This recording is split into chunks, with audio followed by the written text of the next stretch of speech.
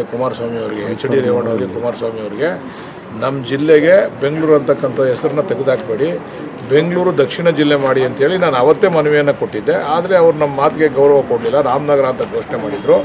ರಾಮನಗರ ಎಲ್ಲೂ ಹೋಗಲ್ಲ, ಬೆಂಗಳೂರು ಜಿಲ್ಲೆ ದಕ್ಷಿಣ ಜಿಲ್ಲೆನಲ್ಲೇ ಇರ್ತದೆ. ಈಗ ಬೆಂಗಳೂರು ಕೆಂಪೇಗೌಡ ಕಟ್ಟಿದಂಥ ಬೆಂಗಳೂರಿಗೆ ಒಂದು ಬ್ರ್ಯಾಂಡ್ ನೇಮ್ ಇದೆ, ವಿಶ್ವಾದ್ಯಂತ ಬ್ರ್ಯಾಂಡ್ ನೇಮ್ ಇದೆ. ಪ್ರಪಂಚದಲ್ಲಿ ಎಲ್ಲೋದ್ರೂ ಕೂಡ ಬೆಂಗಳೂರು ಒಂದು ಅದರದೇ ಆದಂಥ ಹೆಸರುವಾಸಿ. ಆಮೇಲೆ ಅತ್ಯಂತ ಹೆಚ್ಚು ಕಾಸ್ಟ್ಲಿ ಲಿವಿಂಗ್ ಸಿಟಿ ಅಂದರೆ ಇವಾಗ ಬೆಂಗಳೂರೇ ನಂಬರ್ 1 ಸಿಟಿ ಇವಾಗ. ಅದರಿಂದ ಬೆಂಗಳೂರು ಅಂತಕ್ಕಂಥ ಹೆಸರನ್ನು ಸರ್ಕಾರ ಇವತ್ತು ಬೆಂಗಳೂರು ದಕ್ಷಿಣ ಅಂತೇಳಿ ಜಿಲ್ಲೆಗೆ ಘೋಷಣೆ ಮಾಡಿರೋದಕ್ಕೆ ಮುಖ್ಯಮಂತ್ರಿಗಳಿಗೆ, ಉಪಮುಖ್ಯಮಂತ್ರಿಗಳಿಗೆ ಮತ್ತು ಕ್ಯಾಬಿನೆಟ್ಗೆ ನಾನು ಈ ಸಂದರ್ಭದಲ್ಲಿ ವೈಯಕ್ತಿಕವಾಗಿ ನಮ್ಮ ಜನಗಳ ಪರವಾಗಿ ಅಭಿನಂದನೆ ಸಲ್ಲಿಸ್ತಾ ಇದ್ದೀನಿ.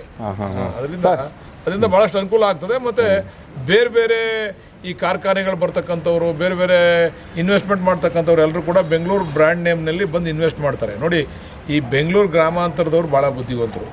ಅವರು ವಿಭಜನೆ ಆದಾಗ ಅವರು ಅದನ್ನು ದೇವನಹಳ್ಳಿ ಜಿಲ್ಲೆನೋ ದೊಡ್ಡಬಳ್ಳಾಪುರ ಜಿಲ್ಲೆನೋ ಅಂತ ಮಾಡ್ಬೋದಾಗಿತ್ತು. ಆದರೆ ಅವರು ಅದನ್ನು ಮಾಡಲಿಲ್ಲ. ಅವರು ಬೆಂಗಳೂರು ಗ್ರಾಮಾಂತರ ಅಂತ ಬೆಂಗಳೂರನ್ನು ಉಳಿಸ್ಕೊಂಡ್ರು. ಭಾಳ ಬುದ್ಧಿವಂತರು ಅವರು. ನಾವೇ ಸ್ವಲ್ಪ ದಡ್ಡರಾಗೋಗಿದ್ದು. ಈಗ ಸ್ವಲ್ಪ ನಮ್ಮ ಸರ್ಕಾರ ಎಚ್ಚೆತ್ಕೊಂಡು ಆ ಬೆಂಗಳೂರು ದಕ್ಷಿಣ ಅಂತ ಮಾಡಿರೋದು ಭಾಳ ಸಂತೋಷ ತರ್ತಕ್ಕಂಥ ವಿಚಾರ.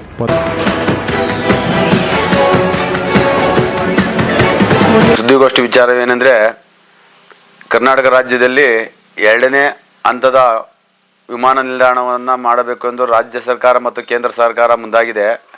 ಆದರೆ ಯಾವ ಭಾಗದಲ್ಲಾದರೂ ಮಾಡ್ಕೊಳ್ಳಿ ಸಂತೋಷ. ಆದರೆ ಈ ಮೋಡ್ಗರಣಿ ಗ್ರಾಮ ಪಂಚಾಯತ್ ವ್ಯಾಪ್ತಿ, ಪೆಮ್ಮನಹಳ್ಳಿ, ಶ್ರೀರಾಮಪುರ ಕಾಲೋನಿ, ದಾಚಿಹೊಡಪಳ್ಳ, ನಾಗನಹಳ್ಳಿ, ಹಕ್ನಾಳು ಈ ಭಾಗದಲ್ಲಿ ಜಾಗ ಗುರುತಿಸುವುದು ನಮಗೆ ಭಯಂಕರವಾದಂಥ ಒಂದು ಸಂದರ್ಭವನ್ನು ತಂದಿದೆ. ಆದ್ದರಿಂದ ಯಾವುದೇ ಕಾರಣಕ್ಕೂ ನಾವು ಇಲ್ಲಿನ ರೈತರು ಈ ಜಾಗವನ್ನು ನಾವು ಕೊಡಲು ಇಷ್ಟಪಡುತ್ತಾ ಇಲ್ಲ.